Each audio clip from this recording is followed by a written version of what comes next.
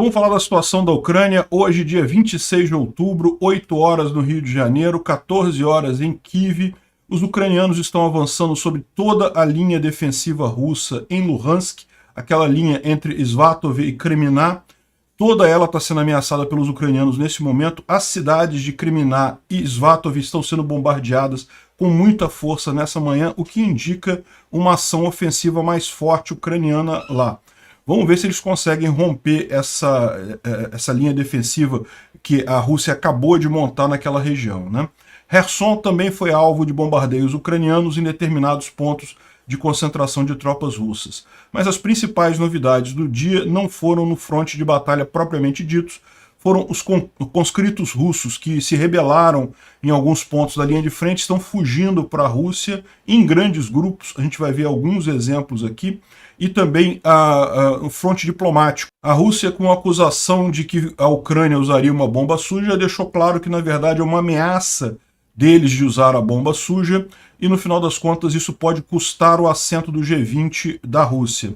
E também teve um pesquisador brasileiro, supostamente brasileiro, que descobriu-se ser um agente russo na Noruega, numa universidade da Noruega.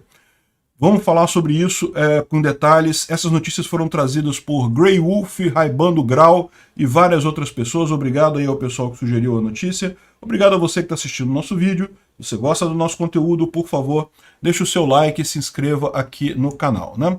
Pois bem, vamos começar falando sobre o resultado do bombardeio indiscriminado de ontem dos russos. Lembra, quando a gente gravou o vídeo de ontem, tinha algumas ameaças de bombardeio. Acabou que não foi algo tão sério quando já foi alguns dias atrás, mas sem dúvida alguma foram notícias ruins. Isso daqui em Dnipro é o único lugar em que realmente houve bombas atingindo locais. Na verdade foi um drone que atingiu um posto de gasolina e acabou matando uma mulher. Isso aqui são as imagens de ontem à noite. E eu não vou tocar o vídeo aqui porque mostra coisas bem feias, mas enfim, o posto de gasolina acabou sendo destruído aqui em Dnipro. Também lá em Kiev você teve alarmes de emergência, então as pessoas precisaram ir para os abrigos subterrâneos. Inclusive o presidente da Alemanha precisou ir para o abrigo subterrâneo, mas felizmente não teve nenhum ataque mais sério em Kiev ontem, né? Bom, vendo do ponto de vista militar, esse daqui é Kherson, uma série de explosões na cidade aqui em que os ucranianos visavam tropas russas, equipamentos, depósitos de munição e coisa e tal. Essas daqui são imagens da mesma explosão, mas houve mais de uma lá em Kherson, né? Além disso, houve a declaração do Kadyrov. Você lembra, ontem a gente falou como uma infestação de kadirovitas em alguma cidadezinha ali de Kherson. Na verdade, nessa cidade aqui de Kairi, a infestação de kadirovitas foi resolvida pelos ucranianos com a morte e ferimento de em torno de 100 elementos, né? O Kadyrov não gostou muito não, ele prometeu uma grande jihad e não vamos pegar mais prisioneiros ucranianos, vamos queimar eles vivos, não vamos parar. Odessa, Kiev, Kharkiv, toda a Ucrânia é território russo e coisa e tal. Deu para perceber que ele sentiu, né? Enfim, continua o processo de retirada de civis e roubo lá da Rússia em Kherson. Dá para ver aqui os caminhões levando até janelas. Poxa, caramba. E mais uma estátua, a do Potemkin, mais uma estátua que estava naquela lista que o pessoal falou das coisas que devem ser roubadas de Kherson. Mais uma estátua foi de fato roubada, ou seja, tudo indica que o exército russo está seguindo aquela lista mesmo. Vai roubar o museu de Kherson, vai roubar o teatro de drama, enfim. Os russos estão mostrando sua verdadeira face, meros ladrões, né? E o Alexei Reznikov, que é o ministro da defesa ucraniano, ele falou que a Ucrânia controla as pontes sobre o rio Dnipro com o uso de HIMARS e outras artilharias, ou seja, que não adianta, não importa muito o que os russos façam nessa região aqui, é inevitável que eles vão acabar tendo que ceder essa margem direita, né? É lógico, não vai ser uma coisa fácil, a gente sabe agora que os russos não estão recuando os militares dali, ao contrário, estão reforçando as posições militares com novos conscritos. O que eles tiraram só foi a população civil, como a gente explicou, justamente para economizar a barca, né? Eles têm poucas barcaças para fazer o transporte de mantimento, e essas barcaças eram usadas em grande parte do tempo para abastecer os civis. Daí os russos expulsarem eles de lá, obrigarem eles a irem para o lado leste do Dnipro para poder usar as barcaças agora só para os militares. Então vai ser uma luta ferrenha por aqui, mas isso também dá uma vantagem para os ucranianos, né? Um dos cuidados que os ucranianos estavam tendo é justamente não bombardear civis na cidade de Kherson. Tomar cuidado na hora de fazer bombardeios ali para não atingir os civis que são ucranianos, né? Mas agora que os civis já não estão mais na cidade, os ucranianos podem fazer bombardeios, podem usar HIMARS com muita mais facilidade daqui para frente, né? Mas as grandes novidades de ontem vieram da linha Svatov e Kremina. Svatov é essa cidade aqui e Kremina é essa outra aqui. E como a gente explicou, a grande linha de defesa que os russos estão tentando criar depois que eles perderam Izium e Liman, passa justamente aqui por Kremina, Svatov e vai até Troitsk aqui no norte, né? Então, mas esse é o ponto central que os ucranianos estão focando. E aqui pelo mapa, né, que é aquele mapa oficial, ainda está relativamente longe da P-66 e coisa e tal, que seria a linha de ligação entre Svatov e Kremina. Então, de um lado, aqui pelo norte, os ucranianos já estão avançando também em direção a Svatov. Svatov está aqui e os ucranianos têm avançado desse lado de cá. Repara que é depois de Nizhnya Dubyanka, essa cidade aqui, ou seja, eles já estão avançando por aqui, os ucranianos, né? Dá para ver realmente aqui essa margem, essa região aqui como sendo em disputa, né? Os ucranianos já estão aqui em Kovalivka atacando Nezurine, aqui nessa região, né? Mas na verdade, como mostra essa outra setinha aqui, na verdade eles estão mais para cá, em Popivka. Também já está nas mãos dos ucranianos essa cidade aqui, ou seja, está aqui, ó, Kovalivka atacando Nezurine, mas só que Popivka, os ucranianos já estão aqui na cidade de Popivka. É o que mostra essa imagem aqui, ó. Essa imagem aqui que foi divulgada pelo 92º Batalhão Motorizado mostra ele já chegando em Popivka, que é bem perto aqui da região onde está indicado aqui essa seta, né? E repara o quão perto isso é de Svatov, né? Ainda próximo a Svatov, existem ainda alguns poucos cidadezinhos, uns poucos assentamentos que estão nas mãos dos russos no Oblast de Kharkiv, bem perto da fronteira aqui de Luhansk, mas os ucranianos conseguiram retomar Petropavlivka e estão avançando nessa direção aqui para o norte, né? O pessoal trazendo aqui de um Telegram russo, dizendo que acabaram de ter uma chamada de Novoalexandrovka, próximo a Kronorechensk, e que o barulho de luta, né, de chegada de mísseis e artilharia estava muito alto, né? Ou seja, esse é a atmosfera de Kremínia na conversa dos russos, né? Como vocês podem ver nesse outro mapa aqui, que é uma visão de para onde está indo o exército ucraniano, a ideia justamente é aqui, ó, eles estariam atacando tanto em Kranorechensk quanto em Kremina, propriamente dito. Isso estaria realmente acontecendo neste momento lá na Ucrânia, né? Realmente um avanço grande aqui, ou pelo menos indica uma tentativa de avanço ucraniano. A gente não sabe ainda se vai ter sucesso, isso é coisa que está acontecendo agora neste momento. Pode ser que os russos consigam conter esse avanço ucraniano. Amanhã a gente traz mais novidades sobre isso daí, né? Bom, o Arestovich fez mais uma live dele ontem, ele sempre traz algumas coisas interessantes, ele tem algumas informações privilegiadas, né, que a gente não fica sabendo, e ele fala justamente sobre Svatov e Kremina, em que ele fala que as tropas fortificadas e coisas e tal estão reportando problemas grandes para deter os avanços ucranianos, e também, ou seja, não apenas na linha entre Svatov e Kremina, mas também na própria cidade de Kremina. Em Bakhmut, a gente já falou sobre isso, que os ucranianos repeliram os russos para distância muito grande. A Rússia continua transferindo soldados mobilizados para Kherson para tentar alguma contraofensiva na direção de Mykolaiv e Kryvyi Rih. Mas essas ações estão destinadas a falhar. É aquilo que a gente falou, não é que não vai fazer nenhuma diferença os soldados conscritos, é lógico que faz diferença, o mero número faz diferença, mas a expectativa é que neste momento eles não teriam capacidade de fazer muita coisa, né?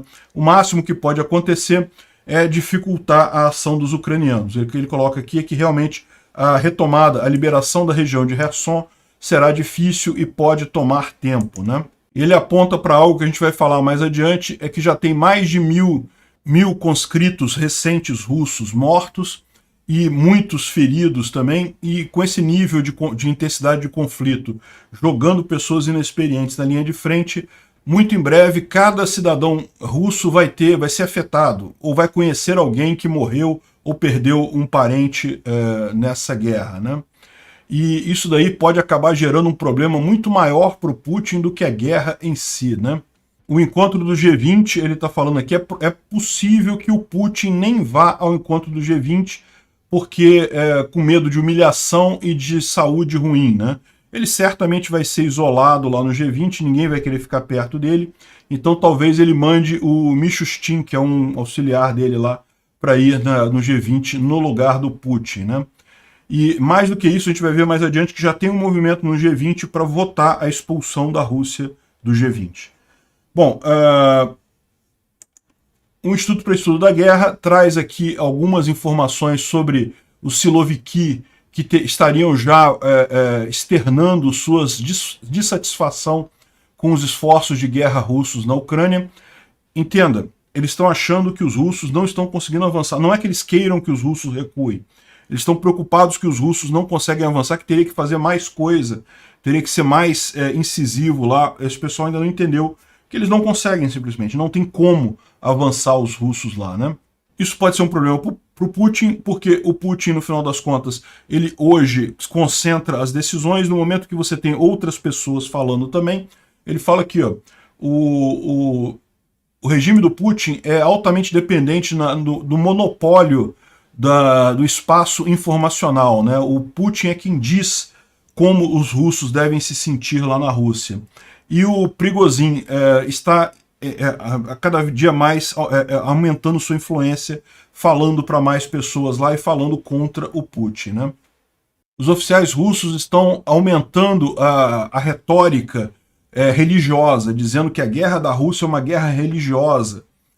Tem que tomar muito cuidado com isso. Eu já vi gente falando isso até aqui no Brasil, de que o Putin está do lado da religião e coisa e tal, e que os ucranianos são satanistas e coisa e tal. Essa é a nova versão deles aí, porque aquele negócio de nazistas não colou, né? Então eu estou inventando essa desculpa nova, mas não vai colar também, né, no final das contas. Bom, esses aqui são os grupos de russos, de conscritos russos, reclamando das condições na linha de frente, dizendo que não tem tanques, não tem nem paz para eles cavarem, e que eles estão se sentindo, estão vivendo igual cadelas no meio de lugar nenhum, né? E esse outro grupo aqui, ó, fugiu, um enorme grupo de russos, soldados russos, que simplesmente fugiu do campo de batalha e está caminhando em direção à Rússia, reclamando de frio, de não ter do chão gelado e serem usados como bucha de canhão, né? Вот мы стоим уже третий или четвертый день, и мы... Dá para ver que é um grupo bastante grande de russos que está indo aí. São os conscritos novos que chegaram lá na linha de frente, viram que não tinha condição, não tinha como eles matarem, não tinha armas, não tinha equipamentos, não tinha nada. Os caras simplesmente voltaram e resolveram caminhar em direção à Rússia, né? Esse quadrinho aqui é muito engraçado, né? A mãe defendendo... a mãe enviando o filho para defender a Motherland, né? A terra-mãe, né? Defender a Rússia. Aí o soldado ucraniano falou, mas aqui não é Rússia, aqui é Ucrânia, né? Mas é o seu filho, você vai fazer isso com o seu filho? O garoto fala, não, eu tô com medo, mãe. Aí aumentou o número de mortos lá, e aí a mulher acusa a Ucrânia, evidentemente, né? Enfim. Os Estados Unidos, o Reino Unido e a França qualificaram as desinformações russas de bomba suja como o que é provavelmente preparação dos russos ou ameaça deles de usar uma bomba suja na Ucrânia, né? Bomba suja, a gente já explicou, é uma bomba que ela não explode pelo material radioativo, não é a explosão que é nuclear, a explosão é feita com um material normal, um TNT, qualquer coisa assim, qualquer explosivo, mas a bomba é feita com material radioativo em volta dela, então quando ela explode, ela espalha esse material radioativo para uma área grande, causando inúmeros problemas, desde morte das pessoas por radiação até a contaminação do solo a ponto da área ficar totalmente irrecuperável, não usável por muitos e muitos anos, quiçá muitos e muitos séculos, né? Então, o Reino Unido e a França, lógico, viram que o Putin está mentindo, normal, o Putin está falando, então ele está mentindo, e que a bomba suja é a tentativa da Rússia de culpar os outros pelo que pretendem fazer, né? E mais do que isso, fazer ameaça, né? O Chuck Farrer, ele traz aqui uma visão de que houve alertas de ucranianos na usina nuclear de Zaporizhia, em Nehodar, ali naquela área ocupada de Zaporizhia pelos russos, de que haveriam agentes russos, soldados russos, mexendo com material radioativo usado, né? Então aqui o combustível nuclear fica nessa região aqui na planta e os russos estariam mexendo com isso. Não se sabe o que eles estariam fazendo, mas essa atividade sugere que as forças russas estão preparando justamente uma bomba suja ou um dispositivo de dispersão radiológica, como a gente mencionou, né? Então é preocupante esse tipo de coisa, é lógico, eles pretendem culpar a Ucrânia, a questão toda eles sabem que no momento que fizerem isso, eles perderam a guerra, não vai ter mais como nem os russos manterem sua posição ali. Como eu falei para vocês, não acredito que eles vão usar essa bomba, a questão toda é justamente ameaçar para tentar conseguir um acordo de paz até o G20, até a reunião do G20 no dia 14 e 15 de novembro. Então eles estão fazendo essa ameaça toda para tentar conseguir esse acordo de paz. Eles não vão conseguir de verdade, né? Inclusive existem rumores de que há uma negociação entre o Biden e o Xi Jinping para convencer os demais membros do G20 para expulsar a Rússia. Ou seja, isso pode fazer com que a Rússia perca o assento dela no G20 antes dessa reunião, né? Primeiro que ninguém está confortável com Putin indo nesse G20. Segundo que já está claro que ele está usando essas ameaças justamente para tentar uma negociação envolvendo o G20. Ou seja, está querendo colocar o G20 na guerra absurda dele, na invasão totalmente despropositada dele. Então é muito justo que o G20 se livre do Putin nesse momento. A gente não sabe se isso vai ter futuro, nessa negociação vai ter futuro, em que ponto que vai estar isso daí, mas o fato é, se o Biden conseguir convencer o Xi Jinping, muito provavelmente não vai ter oposição a isso no G20, né? Quem que vai se levantar contra isso no G20? E, curiosamente, né, o pessoal está lembrando aqui que agora os russos pararam de falar de desnazificação da Ucrânia, porque viram que não estava colando essa conversa, ninguém leva a sério esse papo de Ucrânia nazista e coisa e tal, e passaram a falar de dessatanização da Ucrânia. Então agora a guerra russa, depois desse tempo todo, agora a guerra russa é uma guerra santa para tirar Satanás da Ucrânia. A questão toda é quem é que vai tirar o Satanás da Rússia, né? Porque quem agride os outros é que provavelmente está com o Satanás no corpo, não quem é agredido. Essa foto aqui é uma foto emblemática. Esse aqui é o presidente da Alemanha num abrigo antibombas em Kiev, né? A gente falou ontem que ele foi visitar Kiev e que haviam algumas ameaças de mísseis e drones para Kiev. Em determinado momento, seguindo as regras de segurança, foi necessário que ele fosse para um abrigo antibombas lá em Kiev também e ficasse lá durante o período lá até sair a coisa. Como a gente viu, depois não teve nenhum dano real em Kiev ontem, mas é aquele negócio, enquanto o míssil está vindo, enquanto o drone está vindo, você não tem como saber, precisa ir para o abrigo para evitar o pior, né? Uma foto que certamente se tornará icônica. E, por falar em Alemanha, a Mercedes-Benz acabou de abandonar a Rússia. Olha, ela demorou a abandonar a Rússia. Talvez um dos motivos foi porque ela investiu não sei quantos milhões numa fábrica na Rússia que foi inaugurada em 2019. Ou seja, inauguraram outro dia a fábrica da Mercedes-Benz na Rússia, emprega 1.000 pessoas essa fábrica e agora a Rússia já está procurando alguém que queira comprar. Parece que já tem uma empresa russa interessada, mas certamente não vai ter a tecnologia, mas poderia comprar os ativos da fábrica russa lá na Rússia e a Mercedes vai sair da Rússia. Segundo, lógico, nessa altura do campeonato não vai sair por questão de visão de mundo, por visão moral, como tantas empresas saíram no início, né? Tá saindo justamente porque está vendo que, embora tenha feito esse investimento enorme, a economia da Rússia desapareceu, não existe mais, deixou de haver uma economia na Rússia. Então, para que manter uma fábrica lá? Só está dando custo, sem ninguém para comprar os carros, sem ninguém para fazer comércio lá, então ela viu que não tem jeito, vai ter que sair da Rússia, né?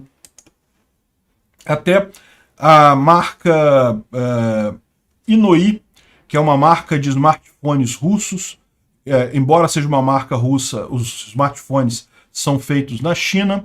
De qualquer forma, ela agora saiu da Rússia e se posiciona agora como uma marca estoniana. Está na Estônia e justamente porque na Rússia não dá mais para fazer negócio. Repara, esse pessoal que está saindo da Rússia agora não está saindo por questão moral, tipo, absurda a invasão da Ucrânia, vou sair daqui. Esse foi o pessoal que saiu logo no início da guerra. Quem está saindo agora está saindo porque viu que, olha, não tem mais negócio na Rússia. As coisas não funcionam mais lá. Você já estava com uma economia muito difícil, com o negócio dos conscritos agora, em que praticamente toda a população masculina da Rússia ou fugiu ou foi enviada para a guerra. Cadê a economia do país? Não tem mais, né? Outra notícia boa, os americanos parece que já colocaram 2 sistemas NASAM na Ucrânia. Eles estão sendo instalados nesse momento, então isso deve aumentar a segurança, né? É lógico, isso não quer dizer que não vai haver mais nenhum ataque, nenhum míssil russo destruindo a instalação ucraniana. Esses NASAMs, eles têm um raio de 30 quilômetros, então eles podem cobrir uma área significativa, mas em termos de país isso é muito pouco, não dá para proteger o país inteiro com o NASAM, né? Então, e além disso, mesmo esses sistemas, embora sejam sistemas excelentes, com uma altíssima taxa de derrubada de mísseis, eles não são perfeitos, não são 100%. Então, algum míssil ainda pode passar pelo NASAM, né? Parece que eles já estão sendo instalados. Imagina-se que Kiev deve ser a cidade mais beneficiada por esses sistemas, mas a Ucrânia não fala onde eles serão usados. Aliás, ela está falando que informações sobre defesa antiaérea não vai ser mais publicada a partir de agora, justamente para manter seguro os sistemas IRIS-T e NASAM que acabaram de chegar, para o pessoal não ficar sabendo onde estão esses sistemas, né? O Bellingcat, que é um grupo de jornalistas independentes e investigativos baseado ali na Bulgária, eles publicaram um relatório em que eles destrincham a organização de uma unidade, o GVC Team, que é um grupo de soldados de elite russos que são responsáveis por guiar esses mísseis que atacam populações na Ucrânia, né? Quando você vai usar um míssil desse, você tem que saber aonde você vai usar, tem que determinar exatamente onde é que vai o míssil. Então, essa é a estrutura que eles têm lá, dá o nome das pessoas todas envolvidas, os responsáveis pelos mísseis Calibre, R-500, eu não sei, não me lembro de ter ouvido esse míssil, mas pode ser que seja um nome genérico de outros mísseis, né? E o KH-101, esse sim, a gente já viu vários mísseis desses lá na Ucrânia, né? Então tá aqui o grupo de pessoas, eles levantaram o nome de todo mundo, as informações de todo mundo. Isso é lógico, não muda nada agora, não é algo que seja diferente nesse momento, mas certamente isso vai ser muito útil quando for feita o tribunal depois dessa guerra, o equivalente ao tribunal de Nuremberg, para apurar a culpa dessas pessoas, né? Bom, outra notícia que a gente teve ontem surpreendente é que esse rapaz aqui, que se diz ser um pesquisador brasileiro, que teria a carreira acadêmica no Brasil, ele estava trabalhando numa universidade na Noruega como pesquisador, e só que descobriu-se, na verdade, ele é um agente russo, né? E parece que foi preso ontem na Universidade de Tromsø, no norte da Noruega, e o pessoal lá ficou muito preocupado com isso, porque parece que ele estava dentro da universidade, participando de pesquisas na universidade, né? E realmente é uma coisa complicada, o cara é um espião russo mesmo. Veja, em princípio, isso não tem nada a ver com o Brasil, né? O Brasil, o passaporte brasileiro costuma ser muito usado no exterior, o pessoal adora passaporte brasileiro, porque como é que é um brasileiro? Pode ser qualquer coisa, na verdade, pode ser um asiático, pode ser negro, pode ser branco, pode ser louro de olhos azuis, pode ser, enfim, qualquer coisa que você queira pode ser um brasileiro. Então é diferente de passaporte de outros países. É lógico que existem suecos negros, mas toda vez que um sueco, alguém apresenta um passaporte da Suécia e é negro, o pessoal da alfândega olha com calma, peraí, né, que estranho. É uma coisa que chama atenção, porque não é comum. Não é que não exista, mas não é comum. Da mesma forma, uma pessoa com feições chinesas saindo do Congo, né, com o passaporte do Congo. Não é que não exista. Existem, lógico que existem pessoas chinesas que são cidadãos do Congo e que nasceram no Congo e coisa e tal. Tem a migração hoje no mundo todo. No mundo todo tem gente de tudo quanto é lugar. Mas é uma minoria, então chama atenção. No Brasil não, no Brasil essa mistureba completa. O único outro país que poderia ser comparado seria os Estados Unidos, que também é uma mistureba completa lá. Como é que é o tipo de um americano? Pode ser qualquer coisa, pode ser um monte de tipos físicos, né? A questão toda os americanos já têm um controle maior sobre isso. Aqui no Brasil o controle é menor, então o pessoal consegue fraudar as coisas com mais facilidade. E aí é neste ponto que a gente tem um problema, né? Porque eu fico pensando, será que esse cara conseguiu, o diploma que ele apresentou lá é um diploma totalmente falso? Ou é um diploma que ele conseguiu aqui no Brasil, infiltrando em alguma universidade, conseguindo? É uma coisa que eu consigo imaginar muito facilmente acontecendo aqui no Brasil. O passaporte dele era totalmente falso, ou ele deu um jeito de subornar alguém e conseguir um passaporte aqui no Brasil para fazer esse tipo de coisa na Noruega, né? Então é realmente uma situação que me preocupa, esse tipo de coisa. Eu já falei em outros vídeos, eu acho que o governo brasileiro devia olhar com mais calma essa questão da infiltração russa aqui no Brasil, né?